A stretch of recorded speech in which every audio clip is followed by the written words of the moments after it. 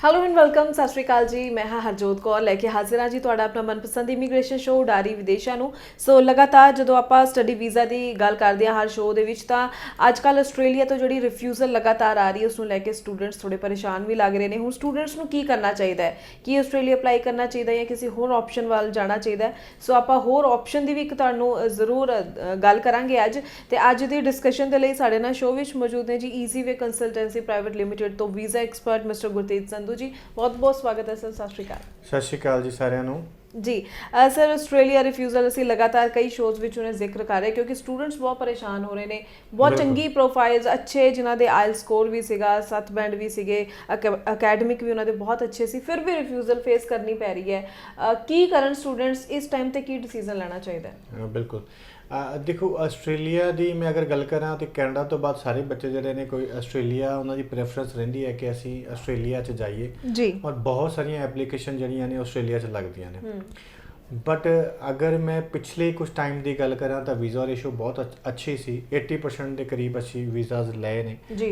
10 'ਚ 2 ਰਿਫਿਊਜ਼ਲ ਸੀ ਔਰ 8 ਦੇ ਕਰੀਬ ਵੀਜ਼ਾ ਹੁੰਦੇ ਸੀ ਹਮੇਸ਼ਾ ਜੀ। ਬਟ ਸਤੰਬਰ 22 ਤੋਂ ਬਾਅਦ ਜਿਹੜਾ 22 ਸਤੰਬਰ ਤੋਂ ਬਾਅਦ ਇੱਕਦਮ ਜਿਹੜਾ ਹੈ ਆਸਟ੍ਰੇਲੀਅਨ ਗਵਰਨਮੈਂਟ ਨੇ ਚੇਂਜ ਲੈ ਕੇ ਆਏ ਔਰ ਉਹਨਾਂ ਨੇ ਹਰਿਆਣਾ, ਪੰਜਾਬ ਤੇ ਕੁਝ ਹੋਰ ਏਰੀਆਜ਼ ਨੂੰ ਟਾਰਗੇਟ ਕੀਤਾ ਔਰ ਉਹਨਾਂ ਨੇ 95% ਰਿਫਿਊਜ਼ਲ ਦੇਣੀ ਸ਼ੁਰੂ ਕਰਤੀ। 90% ਦੇ ਕਰੀਬ ਮੈਂ ਕਹਾਂਗਾ ਰਿਫਿਊਜ਼ਲ ਆ ਰਹੀ ਹੈ ਬਿਕੋਜ਼ ਆਫ ਕੁਝ ਇੱਦਾਂ ਦੀਆਂ ਚੀਜ਼ਾਂ ਹੋਈਆਂ ਨੇ।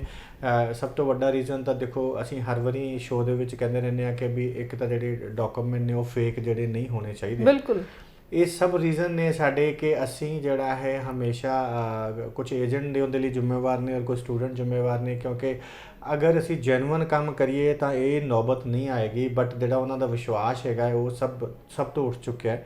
ਜਾਂ ਗਵਰਨਮੈਂਟ ਨੇ ਆਪਣੀ ਪਾਲਿਸੀ ਚੇਂਜ ਕਰ ਲਈ ਹੈ ਕਿ ਵੀ ਪਹਿਲਾਂ ਦੇਖੋ ਸਿਰਫ ਇੰਡੀਆ ਤੋਂ ਸਟੂਡੈਂਟ ਲੈ ਰਹੇ ਸੀ, ਪਰ ਹੁਣ ਥੋੜੇ ਟਾਈਮ ਤੋਂ ਜਿਹੜਾ ਹੈ ਉਹਨਾਂ ਨੇ ਚਾਈਨਾ ਤੋਂ ਜਿਹੜਾ ਸਟੂਡੈਂਟ ਲੈਣਾ ਸ਼ੁਰੂ ਕਰ ਦਿੱਤਾ ਹੈ ਔਰ ਉਹ ਚਾਹੁੰਦੇ ਨੇ ਕਿ ਦੂਜੀ ਕਮਿਊਨਿਟੀ ਵੀ ਜਿਹੜੀ ਹੈ ਉਹਨੂੰ ਸਾਨੂੰ ਮੌਕਾ ਦਈਏ ਔਰ ਇੱਥੇ ਆ ਕੇ ਉਹ ਸਟੱਡੀ ਕਰਨ। ਬਿਕੋਜ਼ ਸਾਡੇ ਜਿਹੜੇ ਸਟੂਡੈਂਟ ਨੇ ਉਹ ਮੈਕਸੀਮਮ ਸਟੂਡੈਂਟ ਜਿਹੜੇ ਨੇ ਉੱਥੇ ਵਿਡਰੋਲ ਪਾ ਲੈਂਦੇ ਨੇ ਯੂਨੀਵਰਸਿਟੀਜ਼ ਤੋਂ। ਉਹ ਕੰਟੀਨਿਊ ਨਹੀਂ ਕਰਦੇ ਆਪਣੀ ਸਟੱਡੀ, ਜਾਂ ਫਿਰ ਉਹ ਛੋਟੇ ਕਾਲਜਸ ਦੇ ਵਿੱਚ ਚਲੇ ਜਾਂਦੇ ਨੇ ਜਾਂ ਕੁਝ ਇੱਦਾਂ ਦਾ ਸਿਸਟਮ ਹੋ ਜਾਂਦਾ ਜਿਸ ਵਜ੍ਹਾ ਕਰਕੇ ਜਿਹੜਾ ਹੈ ਉਹ ਸਾਡਾ ਜਿਹੜਾ ਸਟੇਟਸ ਹੈਗਾ ਸਾਡੇ ਕੰਟਰੀ ਦਾ ਉਹ ਉਹਨਾਂ ਵਧੀਆ ਨਹੀਂ ਹੈ ਆਸਟ੍ਰੇਲੀਆ ਦੇ ਵਿੱਚ ਜੀ। ਦੇਖੋ, ਅਸੀਂ ਬਹੁਤ ਸਾਰੀਆਂ ਚੀਜ਼ਾਂ ਨੇ ਮੈਂ ਤੁਹਾਡੇ ਨਾਲ ਡਿਸਕਸ ਕਰਨਾ ਚਾਹਾਂਗਾ ਕਿ ਕੋਈ 1 ਮਹੀਨਾ ਪਹਿਲਾਂ ਜਿਹੜੇ ਨੇ ਯੂਨੀਵਰਸਿਟੀ ਕਾਲਜ ਦੇ ਲੈਵਲ ਚੇਂਜ ਹੋਏ ਨੇ, ਕੰਟਰੀਜ਼ ਦੇ ਲੈਵਲ ਚੇਂਜ ਹੋਏ ਨੇ। ਅਸੀਂ ਪਹਿਲਾਂ ਵੀ ਲੈਵਲ 3 ਦੇ ਵਿੱਚ ਸੀ ਆਸਟ੍ਰੇਲੀਆ 'ਚ ਤੇ ਹੁਣ ਫਿਰ ਲੈਵਲ 3 ਦੇ ਵਿੱਚ।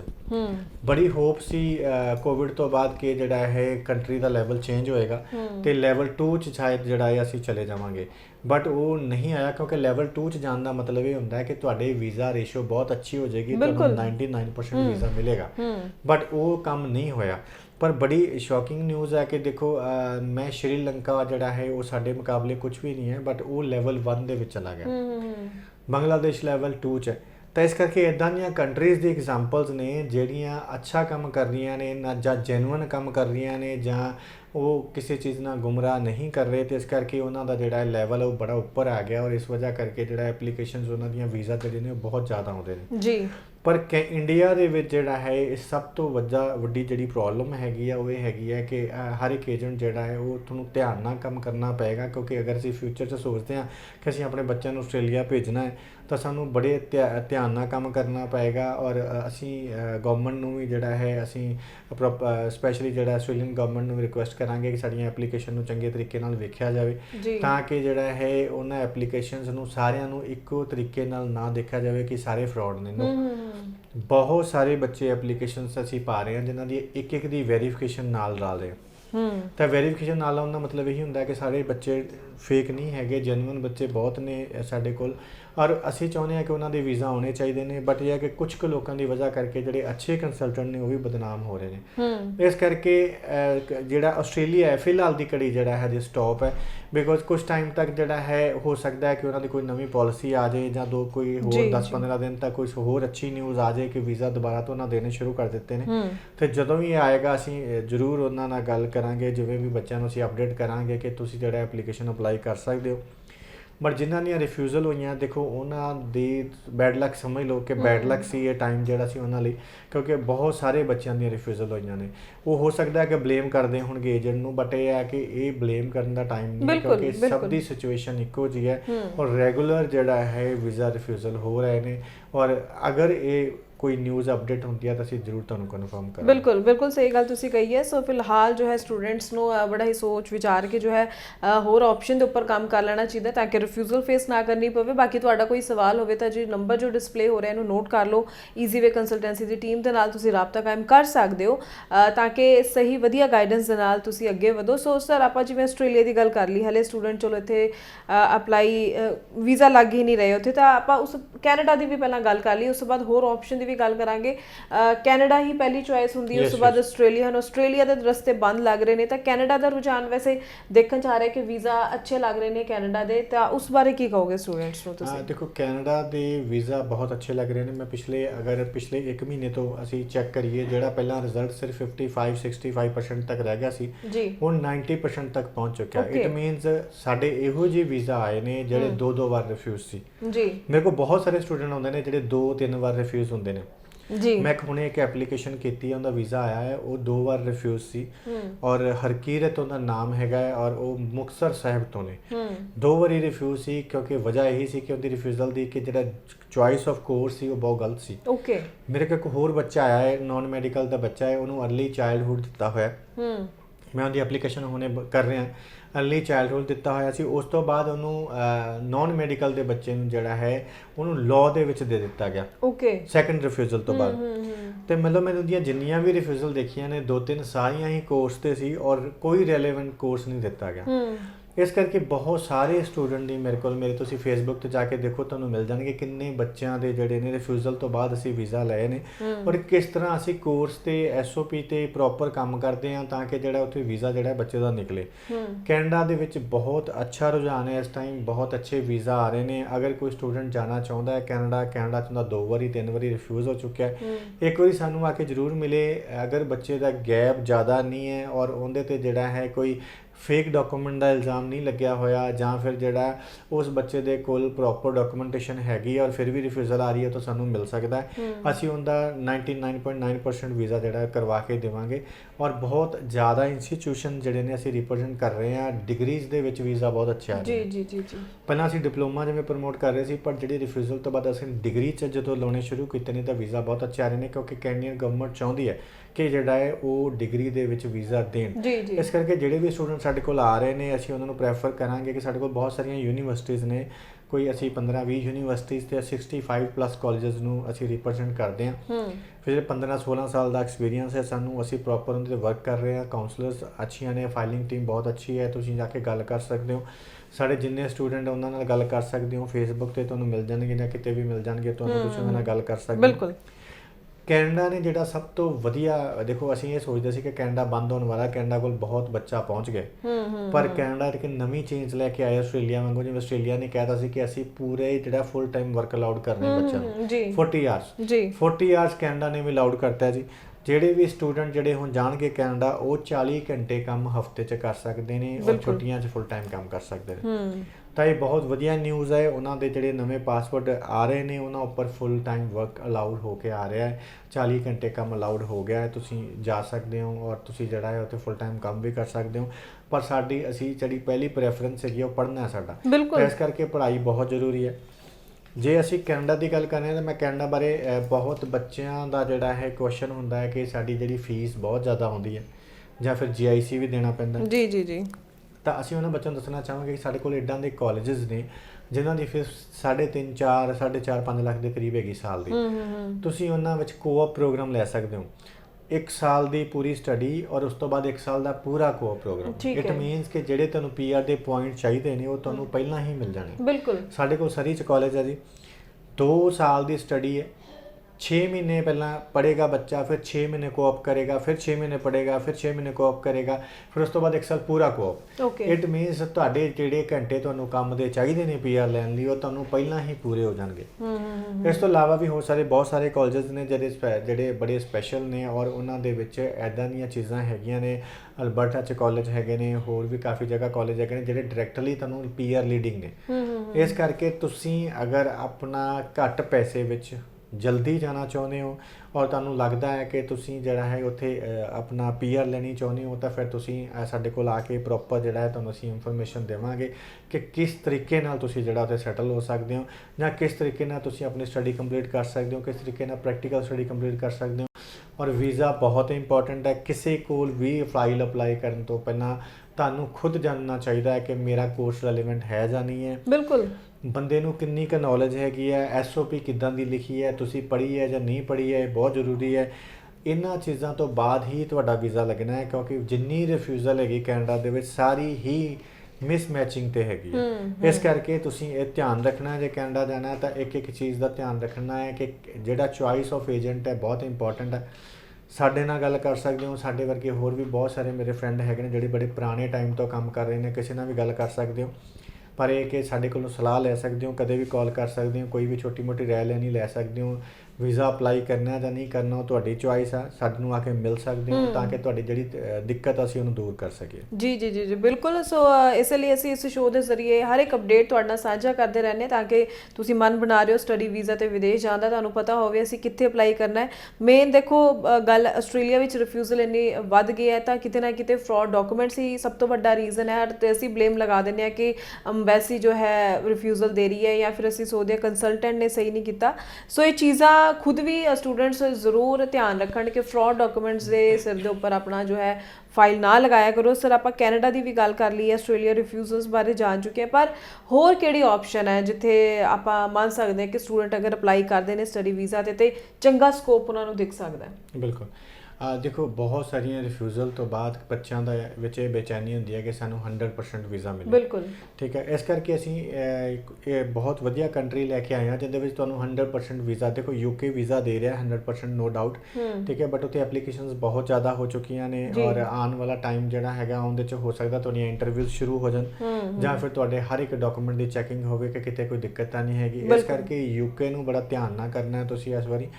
ਔਰ ਦੂਸਰੀ ਚੀਜ਼ ਜਿਹੜੀ ਉਸ ਤੋਂ ਵੀ ਵਧੀਆ ਹੈਗੀ ਆ ਉਹ ਹੈਗੀ ਆ, ਅਸੀਂ ਸਵਿਟਜ਼ਰਲੈਂਡ ਲੈ ਕੇ ਆਏ ਹਾਂ। ਓਕੇ। ਸਵਿਟਜ਼ਰਲੈਂਡ ਦੇ ਵਿੱਚ ਕੀ ਹੈਗਾ ਕਿ ਦੁਨੀਆ ਦਾ ਸਭ ਤੋਂ ਸੋਹਣਾ ਮੁਲਕ ਹੈਗਾ, ਜਿੱਥੇ ਜਿਹੜੀ ਹੈ CHF ਦੀ ਕਰੰਸੀ ਚੱਲਦੀ ਹੈ। ਜੀ। ਸਵਿਸ ਫਰੈਂਕ ਉਹਨੂੰ ਅਸੀਂ ਕਹਿੰਦੇ ਹਾਂ।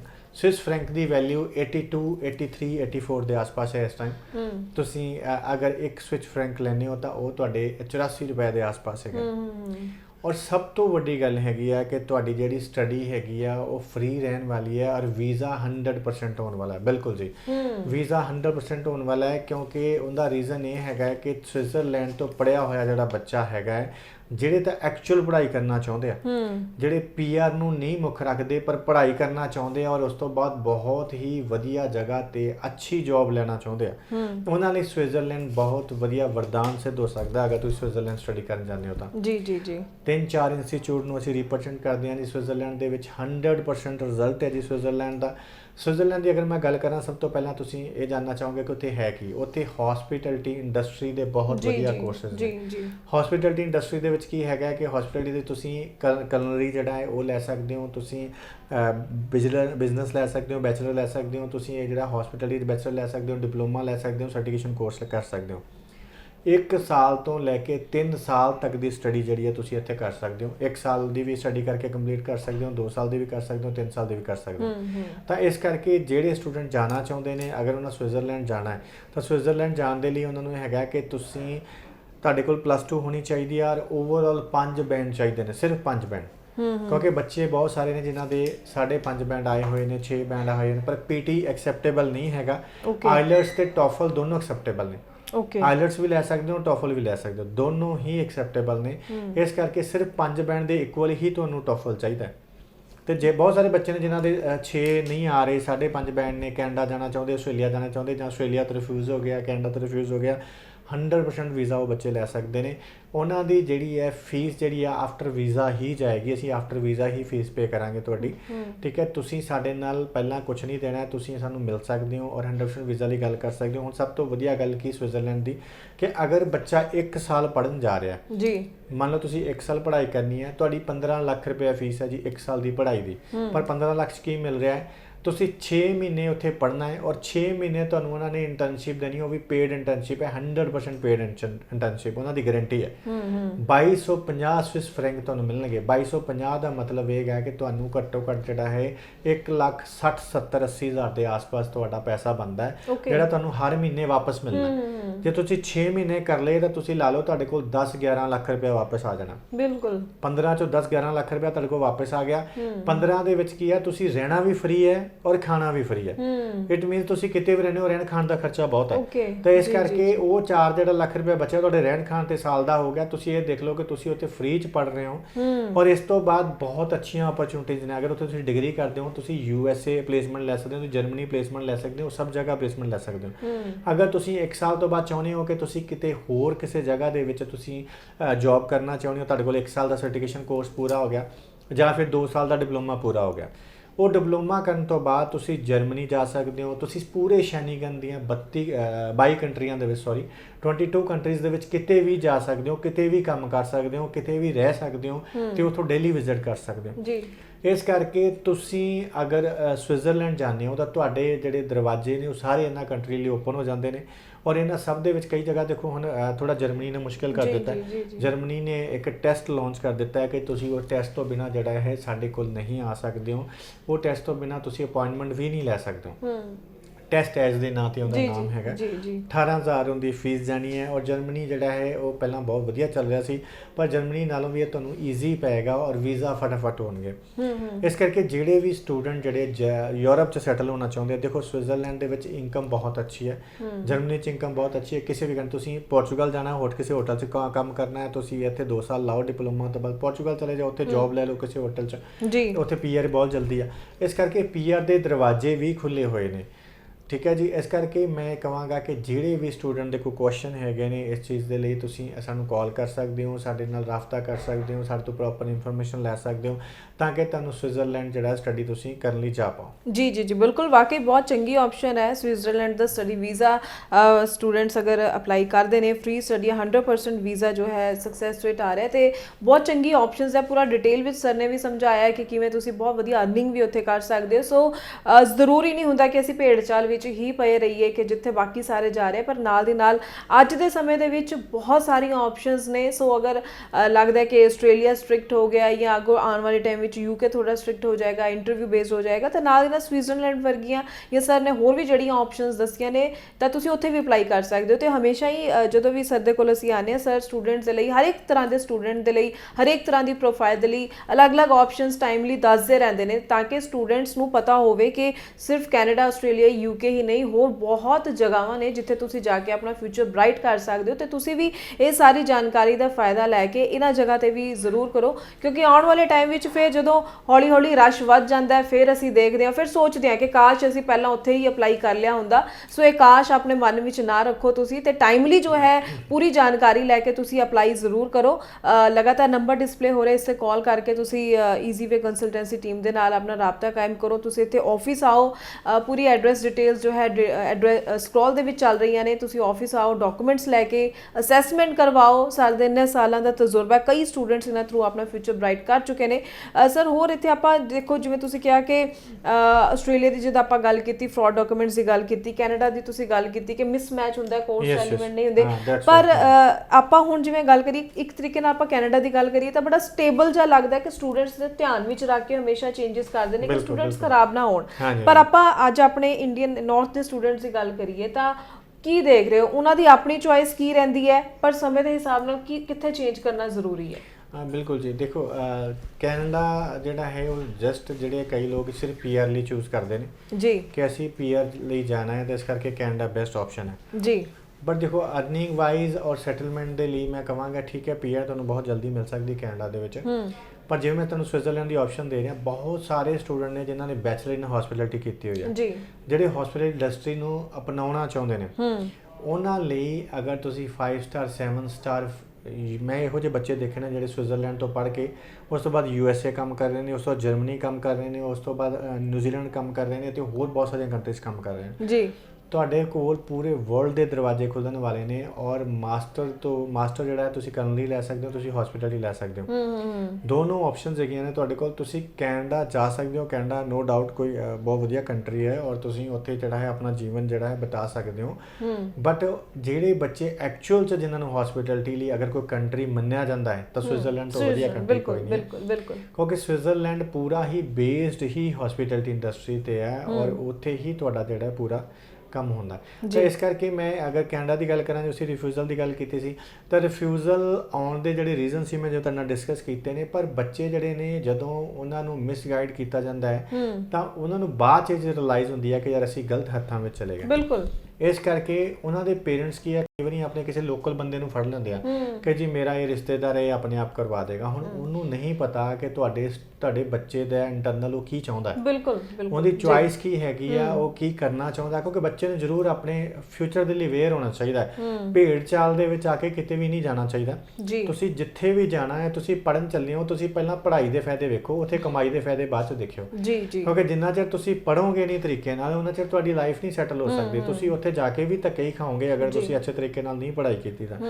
ਇਸ ਕਰਕੇ ਲਾਈਫ ਦੇ ਵਿੱਚ ਪੜ੍ਹਨਾ ਬਹੁਤ ਇੰਪੋਰਟੈਂਟ ਹੈ। ਤੁਸੀਂ ਜਿਹੜੀ ਡਿਗਰੀ ਲੈ ਕੇ ਜਾ ਰਹੇ ਹੋ, ਜਿਹੜੀ ਮਾਸਟਰ ਡਿਗਰੀ ਲੈਣ ਜੀ ਜਾ ਰਹੇ ਹੋ, ਉਹਨੂੰ ਪ੍ਰੋਪਰ ਨੰਬਰਾਂ ਨਾਲ ਕੰਪਲੀਟ ਕਰੋ। ਦੇਖੋ ਫਿਰ ਤੁਹਾਡੀ ਕਿਸਮਤ ਦੇ ਦਰਵਾਜ਼ੇ ਕਿੱਦਾਂ ਖੁੱਲ੍ਹਦੇ ਨੇ, ਕਿੱਦਾਂ ਤੁਹਾਨੂੰ ਵਰਲਡ ਦੇ ਵਿੱਚੋਂ ਅੱਛੀਆਂ ਓਪਰਚੁਨਿਟੀਜ਼ ਆਉਂਦੀਆਂ ਨੇ, ਕਿਵੇਂ ਤੁਸੀਂ ਜਿਹੜਾ ਹੈ ਆਪਣੇ ਲਈ ਬੈਸਟ ਚੀਜ਼ਾਂ ਕਰ ਸਕਦੇ ਹੋ। ਔਰ ਅਵੇਅਰ ਰਹੋ, ਆਪਣੇ ਏਜੰਟ ਤੋਂ ਵੀ ਆਪਣੇ ਪ੍ਰੋਪਰ ਜਿਹੜੇ ਡਾਕੂਮੈਂਟਸ ਨੇ ਉਹਨਾਂ ਤੋਂ ਅਵੇਅਰ ਰਹੋ ਤਾਂ ਕਿ ਤੁਸੀਂ ਹਰ ਇੱਕ ਚੀਜ਼ ਜਿਹੜੀ ਹੈ ਪ੍ਰੋਪਰ ਤਰੀਕੇ ਨਾਲ ਉੱਥੇ ਦੇ ਸਕੋ। ਜੀ ਬਿਲਕੁਲ ਸਰ। ਜਿਵੇਂ ਮੈਂ ਸਵਿਟਜ਼ਰਲੈਂਡ ਦੀ ਦੁਬਾਰਾ ਗੱਲ ਕਰਨੀ ਚਾਹੂੰਗੀ ਕਿ ਬਹੁਤ ਅੱਛੀ ਆਪਸ਼ਨਸ ਹੈ। ਤੁਸੀਂ ਜਿਵੇਂ ਆਪਾਂ ਗੱਲ ਕੀਤੀ ਹੈ, ਤੁਸੀਂ ਦੱਸਿਆ ਕਿ ਕਿਵੇਂ ਅਰਨ ਵੀ ਵਧੀਆ ਕਰ ਸਕਦੇ ਆ। ਪਰ ਜਦੋਂ ਆਪਾਂ ਇੱਕ ਆਪਣੀ ਸੋਚ ਦੀ ਗੱਲ ਕਰੀਏ, ਆਪਣੇ ਪੇਰੈਂਟਸ ਜਿਹੜੇ ਜਾਣਨਾ ਚਾਹੁੰਦੇ ਜਾਂ ਸਟੂਡੈਂਟਸ ਦੀ ਗੱਲ ਕਰੀਏ, ਜਦੋਂ ਆਪਾਂ ਇਸ ਤਰ੍ਹਾਂ ਦੀ ਕੰਟਰੀ ਦੀ ਗੱਲ ਕਰਦੇ ਆ, ਬਹੁਤ ਚੰਗੀਆਂ ਆਪਸ਼ਨਸ ਵੀ ਹੁੰਦੀਆਂ, ਫਿਰ ਵੀ ਐਵੇਂ ਕਿਉਂ ਸੋਚਦੇ ਨੇ ਕਿ ਬਈ ਨਹੀਂ ਕੈਨੇਡਾ, ਆਸਟ੍ਰੇਲੀਆ ਜਾਂ UK ਹੀ ਕਰਨਾ ਚਾਹੀਦਾ ਸਾਨੂੰ। ਸਵਿਟਜ਼ਰਲੈਂਡ ਅੱਛੀ ਆਪਸ਼ਨਸ ਦੇ ਰਹੇ, ਇਸ ਦੇ ਬਾਵਜੂਦ ਉਸਨੂੰ ਲਾਸਟ ਆਪਸ਼ਨ ਦੇ ਤੌਰ ਤੇ ਹੀ ਦੇਖਿਆ ਜਾਂਦਾ, ਕਿਉਂ? ਹਾਂ ਬਿਲਕੁਲ। ਮੇਰੇ ਕੋਲ ਕੱਲ੍ਹ ਦੀ ਮੈਂ ਗੱਲ ਕਰਦਾ ਕਿ ਮੇਰੇ ਕੋਲ ਇੱਕ ਸੱਜਣ ਬੈਠੇ ਹੋਏ ਸੀ, ਉਹਨਾਂ ਦੀ ਬੇਟੀ ਨੇ ਜਰਮਨੀ ਜਾਣਾ ਸੀ ਜੀ। ਔਰ ਜਰਮਨੀ 'ਚ ਉਹਨਾਂ ਦੇ ਮਿਊਨਿਕ ਦੇ ਵਿੱਚ ਜਿਹੜਾ ਹੈਗੇ ਉੱਥੇ ਰਹਿ ਰਹੇ ਨੇ ਕੋਈ ਰਿਲੇਟਿਵ। ਔਰ ਮੈਂ ਉਹਨਾਂ ਨਾਲ ਡਿਸਕਸ ਵੀ ਕੀਤਾ। ਮੈਂ ਉਹਨਾਂ ਨੂੰ ਦੱਸਿਆ ਕਿ ਵੀ ਦੇਖੋ ਇਹ ਆਪਸ਼ਨ ਹੈਗੀ ਹੈ ਤੁਹਾਡੇ ਕੋਲ, ਬਹੁਤ ਵਧੀਆ ਹੈ, ਮਤਲਬ ਇਸ ਤੋਂ ਵਧੀਆ ਕੋਈ ਸਟੱਡੀ ਨਹੀਂ ਤੁਹਾਡੀ ਹੋ ਸਕਦੀ। ਪਰ ਜਰਮਨੀ ਜਾਣਾ ਨੋ ਡਾਊਟ ਤੁਸੀਂ ਜਾ ਸਕਦੇ ਹੋ, ਬਟ ਉਹ ਟੈਸਟ ਕਲੀਅਰ ਕਰੇਗੀ, ਉਸ ਤੋਂ ਬਾਅਦ ਜਾ ਸਕਦੇ ਹੋ। ਔਰ ਬਿਲਕੁਲ ਨੇੜੇ ਹੈ ਮਿਊਨਿਕ ਤੋਂ। ਮੈਂ ਸਿਰਫ 4 ਘੰਟੇ ਦੀ ਟ੍ਰੇਨ ਹੈਗੀ ਆ ਉਸ ਕਾਲਜ ਦੀ, ਜਿਹੜੇ ਕਾਲਜ ਦੇ ਅਸੀਂ ਸਵਿਟਜ਼ਰਲੈਂਡ ਦੀ ਗੱਲ ਕਰ ਰਹੇ ਹਾਂ। ਬਟ ਉਹ ਕਹਿੰਦੇ ਨੇ ਕਿ ਸਾਡੇ ਰਿਲੇਟਿਵ ਨਹੀਂ ਉੱਥੇ, ਇਸ ਕਰਕੇ ਅਸੀਂ ਉੱਥੇ ਹੀ ਜਾਣਾ ਹੈ ਕਿਉਂਕਿ ਰਿਲੇਟਿਵ ਜਿਹੜੇ ਨੇ ਉਹ ਉਹਦੀ ਸਪੋਰਟ ਕਰਨਗੇ ਉੱਥੇ। ਦੇਖੋ ਬਹੁਤ ਇੰਪੋਰਟੈਂਟ ਹੈ। ਦੇਖੋ ਰਿਲੇਟਿਵ 100% ਤੁਹਾਡੀ ਸਪੋਰਟ ਕਰਨਗੇ, ਤੁਸੀਂ 1-2 ਸਾਲ ਜਦੋਂ ਤੱਕ ਰਹੋਗੇ, ਬਟ ਤੁਹਾਡੇ ਫਿਊਚਰ ਲਈ ਤੁਹਾਡੀ ਕੋਈ ਸਪੋਰਟ ਨਹੀਂ ਕਰੇਗਾ। ਬਿਲਕੁਲ। ਕਿਉਂਕਿ ਤੁਸੀਂ ਬਹੁਤ ਸਾਰੇ ਕਾਲਜ ਤੇ ਬਹੁਤ ਸਾਰੀ ਕੰਟਰੀ ਇਸ ਲਈ ਚੂਜ਼ ਕਰਦੇ ਹੋ ਕਿਉਂਕਿ ਤੁਹਾਡੇ ਉੱਥੇ ਰਿਸ਼ਤੇਦਾਰ ਬੈਠੇ ਨੇ। ਬਟ ਸਾਰੀ ਜ਼ਿੰਦਗੀ ਰਿਸ਼ਤੇਦਾਰ ਤੁਹਾਨੂੰ ਰੋਟੀ ਨਹੀਂ ਖਵਾ ਸਕਦਾ, ਸਾਰੀ ਜ਼ਿੰਦਗੀ ਰਿਸ਼ਤੇਦਾਰ ਤੁਹਾਡਾ ਫਿਊਚਰ ਨਹੀਂ ਬਣਾ ਸਕਦਾ। ਤੁਸੀਂ ਜੇ ਚੰਗੀ ਪੜ੍ਹਾਈ ਕਰੋਗੇ ਤਾਂ ਤੁਸੀਂ ਅੱਗੇ ਆਉਣ ਵਾਲੀਆਂ ਪੀੜ੍ਹੀਆਂ ਲਈ ਵਧੀਆ ਵਰਦਾਨ ਸਿੱਧ ਹੋ ਸਕਦੇ ਹੋ। ਤੁਸੀਂ ਹੋ ਸਕਦਾ ਹੋਰ ਬੱਚਿਆਂ ਨੂੰ ਚੰਗੀ ਐਜੂਕੇਸ਼ਨ ਲਈ ਭੇਜ ਸਕੋ। ਤਾਂ ਇਸ ਕਰਕੇ ਜਿਹੜਾ ਡਿਸੀਜਨ ਲੈਣਾ ਹੈ ਆਪਣੇ ਬੱਚੇ ਦੇ ਭਵਿੱਖ ਲਈ ਲਓ, ਨਾ ਕਿ ਇਸ ਚੀਜ਼ ਲਈ ਲਓ ਕਿ ਨਹੀਂ ਜੀ ਮੇਰਾ ਉੱਥੇ ਰਿਸ਼ਤੇਦਾਰ ਬੈਠਾ ਹੈ। ਤਾਂ ਇਸ ਕਰਕੇ ਕਈ ਬੱਚੇ ਵੀ ਸੋਚਦੇ ਨੇ ਮੇਰਾ ਉੱਥੇ ਫਰੈਂਡ ਹੈ ਜਾਂ ਕੋਈ ਵੀ ਹੈ। ਤਾਂ ਬੱਚਿਆਂ ਨੂੰ ਵੀ ਚਾਹੀਦਾ ਹੈ ਕਿ ਉਹ ਕੁਆਲਿਟੀ ਆਫ ਐਜੂਕੇਸ਼ਨ ਦੇਖਣ ਔਰ ਉਸ ਤੋਂ ਬਾਅਦ ਉਹਦਾ ਕੀ ਸਿੱਟਾ ਹੈ, ਉਹਦਾ ਕੀ ਕਨਕਲੂਜਨ ਹੈਗਾ ਹੈ, ਐਂਡ ਦੇ ਵਿੱਚ ਕਿੱਥੇ ਜੌਬ ਮਿਲ ਸਕਦੀ ਹੈ, ਕੀ ਉਹ ਸਾਨੂੰ ਦੇ ਰਹੇ ਨੇ, ਕੀ ਪ੍ਰੈਕਟੀਕਲ ਐਕਸਪੀਰੀਅੰਸ ਹੈਗਾ। ਐਕਚੁਅਲ ਦੇ ਵਿੱਚ ਦੇਖੋ ਅਗਰ ਕੋਈ ਤੁਹਾਨੂੰ 1 ਮਹੀਨੇ ਦਾ 1,60,70,000 ਦਿਲਵਾ ਰਿਹਾ ਤੇ ਇਟ ਮੀਨਸ ਉਹ ਤੁਹਾਨੂੰ 5 ਸਟਾਰ ਦੇ ਵਿੱਚ ਤੁਹਾਨੂੰ ਜੌਬ ਦਿਲਵਾ ਰਿਹਾ। ਤੁਸੀਂ 1 ਸਾਲ ਦੀ ਟ੍ਰੇਨਿੰਗ ਲਓਗੇ, 2 ਸਾਲ ਦੀ ਟ੍ਰੇਨਿੰਗ ਲਓਗੇ ਕਿਸੇ 5 ਸਟਾਰ ਤੋਂ, ਤੁਹਾਨੂੰ ਕਿਹੜਾ ਵਰਲਡ ਦਾ ਇਹੋ ਜਿਹਾ ਹੋਟਲ ਰੈਸਟੋਰੈਂਟ ਹੋਏਗਾ ਜਿਹੜਾ ਤੁਹਾਨੂੰ ਨਹੀਂ ਅਲਾਉ ਕਰੇਗਾ। ਇਸ ਕਰਕੇ ਉਹਨਾਂ ਦੀ ਪਲੇਸਮੈਂਟ ਵੀ ਬਹੁਤ ਅੱਛੀ ਹੈ, ਮਤਲਬ 70, 80, 90% ਬੱਚੇ ਜਿਹੜੇ ਨੇ ਪਲੇਸ ਹੋ ਜਾਂਦੇ ਨੇ ਉੱਥੋਂ ਹੀ। ਕਿਉਂਕਿ ਐਵਰੀ ਈਅਰ ਫਾਈਨਲ ਈਅਰ ਦੇ ਵਿੱਚ ਜਿਹੜੀ ਉਹਨਾਂ ਦੀ ਪਲੇਸਮੈਂਟ ਡੇ ਹੁੰਦਾ ਹੈ, ਪਲੇਸਮੈਂਟ ਡੇ ਦੇ ਵਿੱਚ ਜਿਹੜੇ ਬੱਚੇ ਬਹੁਤ ਅੱਛਾ ਕਰਦੇ ਨੇ ਉਹਨਾਂ ਨੂੰ ਹਮੇਸ਼ਾ ਪਲੇਸਮੈਂਟ ਮਿਲਦੀ ਹੈ। ਕਿਉਂਕਿ ਮੈਂ 1-2 ਪਲੇਸਮੈਂਟ ਜਿਹੜੇ ਡੇ ਹੈਗੇ ਨੇ ਉਹ ਮੈਂ ਐਕਚੁਅਲ ਦੇ ਵਿੱਚ ਉੱਥੇ ਵਿਜ਼ਿਟ ਕੀਤੇ ਹੋਏ ਨੇ ਔਰ ਬੱਚਿਆਂ ਨੂੰ ਬਹੁਤ ਅੱਛੀ ਕੰਪਨੀਜ਼ ਵੱਲੋਂ ਜਿਹੜੀਆਂ ਹੈਗੀਆਂ ਉੱਥੇ ਮਿਲੀਆਂ। ਮੈਂ ਹੁਣ ਫਿਰ ਜਾ ਰਿਹਾ ਸਵਿਟਜ਼ਰਲੈਂਡ, ਮੈਂ ਤੁਹਾਨੂੰ ਕਾਲਜ ਤੋਂ ਵੀ ਲਾਈਵ ਹੋ ਕੇ ਦਿਖਾਵਾਂਗਾ, ਮੈਂ ਦੱਸਾਂਗਾ ਤੁਹਾਨੂੰ ਕਿ ਉੱਥੇ ਕੀ ਓਪਰਚੁਨਿਟੀਜ਼ ਹੈਗੀਆਂ ਨੇ ਤੁਹਾਡੇ ਲਈ। ਮੈਂ 28 ਆਫ ਅਕਤੂਬਰ ਨੂੰ ਮੈਂ ਕਾਲਜ ਜਾ ਰਿਹਾ ਔਰ 28 ਅਕਤੂਬਰ ਨੂੰ ਤੁਹਾਨੂੰ ਮੈਂ ਉੱਥੇ ਲਾਈਵ ਹੋ ਕੇ ਦਿਖਾਵਾਂਗਾ ਕਿ ਕੀ ਓਪਰਚੁਨਿਟੀ ਹੈਗੀਆਂ ਨੇ। ਇਸ ਕਰਕੇ ਜਿਹੜੇ ਵੀ ਸਟੂਡੈਂਟ, ਅਸੀਂ ਕੋਈ ਹਵਾ 'ਚ ਗੱਲਾਂ ਨਹੀਂ ਕਰਦੇ, ਅਸੀਂ ਪ੍ਰੋਪਰ ਕਾਲਜ ਨੂੰ ਵਿਜ਼ਿਟ ਕਰਾਂਗੇ। ਹੁਣ ਅਸੀਂ ਵਿਜ਼ਿਟ ਕਰਨ ਜਾ ਰਹੇ ਹਾਂ ਮੈਂ ਜੀ, ਔਰ ਪ੍ਰੋਪਰ ਤੁਹਾਨੂੰ ਉੱਥੋਂ ਦੀਆਂ ਚੀਜ਼ਾਂ ਸਮਝ ਕੇ ਆ ਕੇ ਤੁਹਾਨੂੰ ਹਰ ਇੱਕ ਚੀਜ਼ ਦੱਸਾਂਗੇ ਕਿ ਕਿਸ ਤਰ੍ਹਾਂ ਤੁਸੀਂ ਉੱਥੇ ਆਪਣਾ ਫਿਊਚਰ ਵਧੀਆ ਕਰ ਸਕਦੇ ਹੋ। ਜੀ ਜੀ ਜੀ ਬਿਲਕੁਲ। ਸੋ ਉਹੀ ਗੱਲ ਬਾਰ-ਬਾਰ ਆ ਜਾਂਦੀ ਹੈ ਕਿ ਸਮੇਂ ਦੇ ਹਿਸਾਬ ਨਾਲ ਸਮਝ ਕੇ ਹੀ ਅੱਗੇ ਵਧਿਆ ਕਰੋ ਕਿ ਕਿੱਥੇ ਅਸੀਂ ਆਪਣਾ ਆਉਣ ਵਾਲੇ ਕਈ ਸਾਲਾਂ ਨੂੰ ਦੇਖ ਕੇ ਕਰਿਆ ਕਰੋ ਆਪਣਾ ਡਿਸੀਜਨ ਕਿ ਅਸੀਂ ਕੀ ਪੜ੍ਹਾਈ ਕਰੀਏ, ਕਿਵੇਂ ਆਪਣੇ ਆਪ ਨੂੰ ਸੈਟਲ ਕਰਨਾ। ਜ਼ਰੂਰੀ ਨਹੀਂ ਹੁੰਦਾ ਕਿ ਅਸੀਂ ਜਿੱਥੇ ਪਹਿਲਾਂ ਹੀ ਸਾਰੇ ਅਪਲਾਈ ਕਰ ਰਹੇ ਨੇ, ਕਿਉਂਕਿ ਆਲਰੇਡੀ ਅਸੀਂ ਸਾਰੇ ਦੇਖ ਰਹੇ ਹਾਂ ਕਿ ਰਿਫਿਊਜ਼ਲਸ ਦਾ ਰੇਟ ਜਦੋਂ ਇੱਕਦਮ ਵੱਧਦਾ ਹੈ, ਕਈ ਚੰਗੀਆਂ ਪ੍ਰੋਫਾਈਲਸ ਵੀ ਹੈ, ਰਿਫਿਊਜ਼ਲ ਲਗਾ ਕੇ ਸਟੂਡੈਂਟਸ ਨਿਰਾਸ਼ ਹੋ ਜਾਂਦੇ ਨੇ। ਸੋ ਨਿਰਾਸ਼ ਹੋਣ ਦੀ ਜ਼ਰੂਰਤ ਨਹੀਂ ਹੈ, ਬਹੁਤ ਸਾਰੀਆਂ ਆਪਸ਼ਨਸ ਨੇ, ਬਹੁਤ ਚੰਗੀਆਂ ਆਪਸ਼ਨਸ ਨੇ ਜਿੱਥੇ ਤੁਸੀਂ ਵਧੀਆ ਢੰਗ ਨਾਲ ਸਟੱਡੀ ਕਰ ਸਕਦੇ ਹੋ, ਵਧੀਆ ਢੰਗ ਦੇ ਨਾਲ ਕਮਾਈ ਕਰ ਸਕਦੇ ਹੋ, ਉਸ ਤੋਂ ਬਾਅਦ ਆਪਣੇ ਫਿਊਚਰ ਨੂੰ ਬ੍ਰਾਈਟ ਕਰ ਸਕਦੇ ਹੋ। ਪਰ ਜ਼ਰੂਰੀ ਇਹੀ ਹੁੰਦਾ ਕਿ ਕਦੀ ਵੀ ਸ਼ਾਰਟਕਟਸ ਨਾ ਅਪਣਾਇਆ ਕਰੋ, ਜੈਨੂਇਨ ਵੇ ਦੇ ਨਾਲ ਹੀ ਅਪਲਾਈ ਕਰੋ ਤਾਂ ਕਿ ਕਦੀ ਵੀ ਰਿਫਿਊਜ਼ਲ ਵਾਲੀ ਗੱਲ ਨਾ ਆਵੇ, ਕਿਉਂਕਿ ਜਿੱਥੇ ਫਰਾਡ ਡਾਕੂਮੈਂਟਸ ਫੜੇ ਜਾਂਦੇ ਨੇ, ਬੈਨ ਵੀ ਲੱਗ ਜਾਂਦਾ ਤੁਹਾਡੀ ਪ੍ਰੋਫਾਈਲ ਨੂੰ। ਇਸ ਲਈ ਇਸ ਤਰ੍ਹਾਂ ਦੀ ਚੀਜ਼ਾਂ ਤੋਂ ਹਮੇਸ਼ਾ ਬਚਿਆ ਕਰੋ। ਤੇ ਸਰ ਬਹੁਤ ਵਧੀਆ ਲੱਗਿਆ ਕਿ ਤੁਸੀਂ ਅੱਜ ਬਹੁਤ ਚੰਗੀ ਆਪਸ਼ਨ ਵੀ ਸਟੂਡੈਂਟਸ ਲਈ ਦੱਸੀ ਹੈ, ਸਵਿਟਜ਼ਰਲੈਂਡ ਸਟੱਡੀ ਵੀਜ਼ਾ। ਕੋਈ ਜਾਣਕਾਰੀ ਤੁਸੀਂ ਹੋਰ ਲੈਣਾ ਚਾਹੁੰਦੇ ਹੋਵੇ, ਨੰਬਰ ਤੇ ਕਾਲ ਕਰਕੇ ਜਾਣਕਾਰੀ ਜ਼ਰੂਰ ਲੈ ਸਕਦੇ ਹੋ। ਤੇ ਤੁਹਾਡਾ ਬਹੁਤ ਬਹੁਤ ਧੰਨਵਾਦ ਸਰ ਇਹ ਸਾਰੀ ਜਾਣਕਾਰੀ ਸਾਂਝੀ ਕਰਨ ਲਈ। ਤੇ ਇਸ ਦੇ ਨਾਲ ਹੀ ਹੁਣ ਮੈਨੂੰ ਯਾਨੀ ਕਿ ਹਰਜੋਤ ਕੌਰ ਨੂੰ ਵੀ ਦਿਓ ਜੀ ਇਜਾਜ਼ਤ। ਧੰਨਵਾਦ। Hello everyone, I am Harkirat Singh from Shri Muktsar Sahib. I passed my 12th grade in 2020 and I scored 6.5 bands in IELTS exam. Then I applied for my study permit from other consultancy, but I got one refusal. Then I visited to Easyway Consultancy located in 17C sector Chandigarh and I got my visa almost in 90 days. You can check my visa. The staff working here is very cooperative and polite. I very thankful to all the staff working here. I recommend everyone to visit once there for any kind of visa. Thank you. ਸਤਿ ਸ਼੍ਰੀ ਅਕਾਲ ਜੀ, ਮੇਰਾ ਨਾਮ ਸਤਨਾਮ ਕੌਰ ਹੈ ਤੇ ਮੈਂ ਸ਼੍ਰੀ ਚਮਕੌਰ ਸਾਹਿਬ ਤੋਂ belong ਕਰਦੀ ਹਾਂ। ਔਰ ਮੈਨੂੰ ਈਜ਼ੀਵੇ ਕੰਸਲਟੈਂਟ ਬਾਰੇ ਮੇਰੀ ਫਰੈਂਡ ਤੋਂ ਪਤਾ ਲੱਗਿਆ ਸੀ, ਕਿਉਂਕਿ ਲਾਸਟ ਈਅਰ ਉਹਨਾਂ ਨੇ ਅਤੇ ਉਹਨਾਂ ਦੇ ਬ੍ਰਦਰ ਨੇ ਇੱਥੋਂ ਮਤਲਬ ਆਪਣਾ ਵੀਜ਼ਾ ਪ੍ਰਾਪਤ ਕੀਤਾ ਹੈ। ਤੇ ਲਾਸਟ ਮੰਥ ਦੇ ਵਿੱਚ ਲਾਸਟ ਮੰਥ ਮੇਰੇ ਫਰੈਂਡ ਔਰ ਮੇਰੇ ਬ੍ਰਦਰ ਨੇ ਵੀ ਆਪਣਾ ਯੂਕੇ ਸਟੱਡੀ ਵੀਜ਼ਾ ਅਪਲਾਈ ਕੀਤਾ ਸੀਗਾ ਇੱਥੋਂ ਈਜ਼ੀਵੇ ਕੰਸਲਟੈਂਟ ਤੋਂ। ਐਂਡ ਉਹ ਹੁਣ ਮੇਰੇ ਬ੍ਰਦਰ ਔਰ ਮੇਰੇ ਫਰੈਂਡ ਦੋਨੋਂ ਮਤਲਬ ਯੂਕੇ ਦੇ ਵਿੱਚ ਨੇ ਇਸ ਟਾਈਮ। ਔਰ ਲਾਸਟ ਵੀਕ ਮੇਰੇ ਫਰੈਂਡ ਗਏ ਨੇ ਔਰ 15 ਡੇਜ਼ ਪਹਿਲਾਂ ਮੇਰੇ ਬ੍ਰਦਰ ਗਏ ਨੇ। ਔਰ ਅੱਜ ਮੈਂ ਆਪਣਾ ਯੂਕੇ ਸਟੱਡੀ ਵੀਜ਼ਾ ਮਤਲਬ ਗੈਟ ਕੀਤਾ ਹੈ ਈਜ਼ੀਵੇ ਕੰਸਲਟੈਂਟ ਤੋਂ ਤੇ ਅੱਜ ਮੈਂ ਬਹੁਤ ਖੁਸ਼ ਹਾਂ। ਤੇ ਮੈਂ ਤੁਹਾਨੂੰ ਸਾਰਿਆਂ ਨੂੰ ਇਹੀ ਰਿਕਮੈਂਡ ਕਰਦੀ ਹਾਂ ਕਿ ਤੁਸੀਂ ਇੱਕ ਵਾਰ ਆਪਣੀ ਜੋ ਵੀ ਤੁਹਾਨੂੰ ਕੁਐਰੀ ਹੈ ਸਟੱਡੀ ਵੀਜ਼ਾ ਦੇ ਰਿਗਾਰਡਿੰਗ ਕਿਸੇ ਵੀ ਕੰਟਰੀ ਦੇ ਲਈ, ਤੁਸੀਂ ਇੱਕ ਵਾਰ ਈਜ਼ੀਵੇ ਕੰਸਲਟੈਂਟ ਜ਼ਰੂਰ ਪਹੁੰਚੋ। ਇਹਨਾਂ ਦੇ 17 ਸੈਕਟਰ ਆਫਿਸ ਦੇ ਵਿੱਚ ਤੁਸੀਂ ਇੱਥੇ ਕਾਉਂਸਲਰ ਜਿਹੜੇ ਸਵਿਤਾ ਮੈਮ ਅਤੇ ਹੋਰ ਕਾਉਂਸਲਰ ਹੈ, ਤੁਸੀਂ ਉਹਨਾਂ ਨੂੰ ਇੱਕ ਵਾਰ ਆ ਕੇ ਆਪਣੀ ਕੁਐਰੀ ਸ਼ੇਅਰ ਕਰੋ ਤੇ ਤਾਂ ਜੋ ਤੁਸੀਂ ਆਪਣਾ ਵੀਜ਼ਾ ਅੱਜ ਮਤਲਬ ਸਕਸੈਸ ਕਰ ਸਕਦੇ ਹੋ ਜਿੱਦਾਂ ਅੱਜ ਮੈਂ ਆਪਣਾ ਵੀਜ਼ਾ ਲਿਆ ਹੈ। ਕਿਉਂਕਿ ਮੋਸਟ ਇੰਪੋਰਟੈਂਟ ਥਿੰਗ ਇਹ ਹੈ ਕਿ ਮੇਰੀ ਮੈਡੀਕਲ ਫੀਲਡ ਸੀਗੀ ਔਰ ਮੈਡੀਕਲ ਫੀਲਡ ਤੋਂ ਮੈਂ ਆਪਣੀ ਟੋਟਲੀ ਫੀਲਡ ਵੀ ਚੇਂਜ ਕੀਤੀ ਹੈ। ਬਿਜ਼ਨਸ ਦੇ ਵਿੱਚ ਜਾ ਰਹੀ ਹਾਂ ਮੈਂ, MSc ਇੰਟਰਨੈਸ਼ਨਲ ਬਿਜ਼ਨਸ ਮੈਨੇਜਮੈਂਟ ਦੇ। ਤੇ ਮੈਂ ਕਿਤੇ ਨਾ ਕਿਤੇ ਬਹੁਤ ਜ਼ਿਆਦਾ ਮੈਂ ਨਰਵਸ ਸੀਗੀ ਕਿ ਮੈਮ ਨੂੰ ਮੈਂ ਇਹ ਵੀ ਕਹਿੰਦੀ ਹੁੰਦੀ ਸੀ ਕਿ ਮੈਮ ਵੀ ਨਹੀਂ ਕਿ ਸਟੱਡੀ ਮੇਰੀ ਇਰੈਲੇਵੈਂਟ ਹੈ ਤੇ ਮੇਰਾ ਵੀਜ਼ਾ ਨਹੀਂ ਆਊਗਾ, ਬਟ ਮੈਨੂੰ ਸਵਿਤਾ ਮੈਮ ਨੇ ਬਹੁਤ ਜ਼ਿਆਦਾ ਮੋਟੀਵੇਟ ਕੀਤਾ ਤੇ ਅੱਜ ਮੈਂ ਆਪਣਾ ਵੀਜ਼ਾ ਗੈਟ ਕੀਤਾ ਤੇ ਮੈਂ ਬਹੁਤ। ਸਤਿ ਸ਼੍ਰੀ ਅਕਾਲ, ਮੇਰਾ ਨਾਮ ਕੌਰਪ੍ਰੀਤ ਕੌਰ ਹੈ, ਮੈਂ ਫਾਜ਼ਿਲਕਾ ਤੋਂ ਹਾਂ। ਮੇਰਾ recently Canada study visa approve ਹੋਇਆ ਹੈ ਥਰੂ ਈਜ਼ੀਵੇ ਚੰਡੀਗੜ੍ਹ ਸੈਕਟਰ 17 ਐਂਡ ਮੇਰੀ ਸਾਰੀ file the processing through online email and WhatsApp conversation ਤੇ ਹੀ ਹੋਈ ਹੈ। ਤੇ ਮੈਂ ਸਾਰੇ ਸਟਾਫ ਦਾ ਬਹੁਤ ਥੈਂਕ ਯੂ ਕਹਿਣਾ ਚਾਹੁੰਦੀ ਹਾਂ ਜਿਨ੍ਹਾਂ ਨੇ ਮੇਰੀ ਫਾਈਲ ਤੇ ਕੰਮ ਕੀਤਾ, ਸਪੈਸ਼ਲੀ ਹਰਮਨ ਮੈਮ। ਐਂਡ ਮੈਂ ਸਭ ਨੂੰ ਇਹ ਰਿਕਮੈਂਡ ਕਰਨਾ ਚਾਹੂੰਗੀ ਕਿ ਅਗਰ ਤੁਸੀਂ ਜੇ ਕਿਸੇ ਵੀ ਕੰਟਰੀ 'ਚ ਜਾਣਾ ਚਾਹੁੰਦੇ ਹੋ ਤਾਂ ਤੁਸੀਂ ਇੱਥੇ ਇੱਕ ਵਾਰ ਜ਼ਰੂਰ ਵਿਜ਼ਿਟ ਕਰੋ ਐਂਡ ਆਪਣੀ ਫਾਈਲ ਐਕਸੈਸ ਕਰਾਓ। Thank you so much. You can check. Hello everyone, my name is Lakshmi and I am from Shri Chumkar Sahib and I applied my visa from the Easyway Consultancy and today I got my visa from the UK and today I am very happy. And if I'm talking about my qualification, I have done graduation in 2016. After that I have a huge gap in my studies. Then definitely I can say that I just lost my hope to go to abroad. But because of Easyway Consultancy and Savita ma'am, today I got my visa. And I want to suggest, जिन्होंने भी बाहर जाना है तो definitely they have to visit once in Easy Way Consultancy. एक बार जरूर अपना profile discuss करें एंड इनका जो भी काम करने का सर्विसेज है आप वे है वो बहुत अच्छा है. एंड ये एक बात और भी, with in 7 days I got my visa and जो मेरा ड्रीम जो वो ट्रू हुआ है because of Easy Way Consultancy and with the help of Savita ma'am. So I really thanks to all team members. Hello everyone, my name is Rachit. I'm from Chandigarh. I passed my bachelor's in 2020 and I have got 7 band in IELTS, and I applied my UK study visa through Easy Way Consultancy and I got my visa within 2 days. The staff is really cooperative and very helpful. I especially thank Rimpi ma'am and Rana ma'am. And if you have any queries related to any country, you can contact Easy Way Consultancy services. Thank you.